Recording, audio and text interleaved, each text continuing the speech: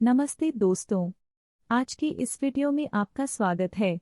हम बात करेंगे भगवद गीता के चौथे अध्याय के 20वें श्लोक के बारे में।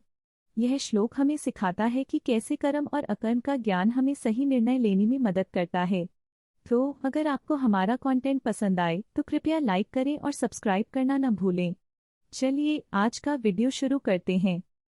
कर्माण्य कर्म यह पश्येत कर्माणि च करम यह स बुद्धिमान मनोत्तेष्ट कृत्स्न कर्म फलत्यागी। जो व्यक्ति कर्म को अकर्म और अकर्म को कर्म के रूप में देखता है वह बुद्धिमान है और संपूर्ण कर्मों का फल छोड़कर आगे बढ़ता है। भगवद गीता के इस श्लोक में हमें बताया गया है कि जो व्यक्ति कर्म के वास्तविक स्वरूप को समझता है वह वास्तव में बुद्धिमान होता है।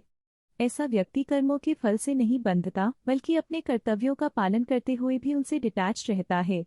इसका अर्थ यह है कि हमें अपने कर्मों का फल सोचकर नहीं बल्कि अपने कर्तव्यों के प्रति निष्ठा से कार्य करना चाहिए।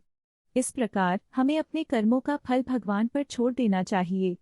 यह दृष्टिकोण हमें मानसिक शांति और संतोष की ओर ले जाता है। एक बार की बात है, एक छोटे से गांव में रामू नाम का एक किसान रहता था। रामू बहुत मेहनती और ईमानदार था। उसका एक सपना था कि वह अपने खेत में फसल उगाकर गांव के सबसे अच्छे किसान बने। लेकिन हर साल बरसात की कमी और सूखे के कारण उसकी फसलें बर्बाद हो जाती थीं।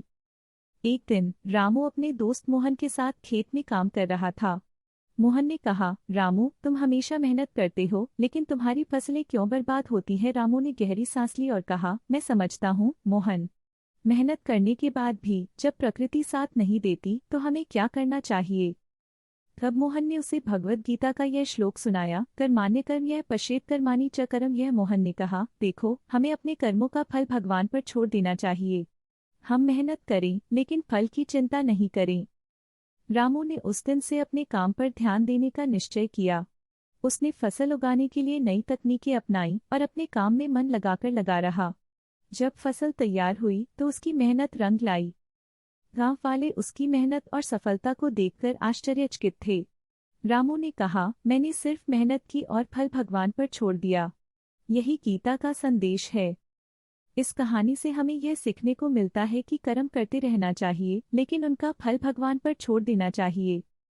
तो दोस्तों, अगर आपको यह कहानी पसंद आई तो कृपया लाइक करें और सब्सक्राइब करें। ऐसे और भी ज्ञानवर्धक वीडियो के लिए हमारे चैनल से जुड़े रहें।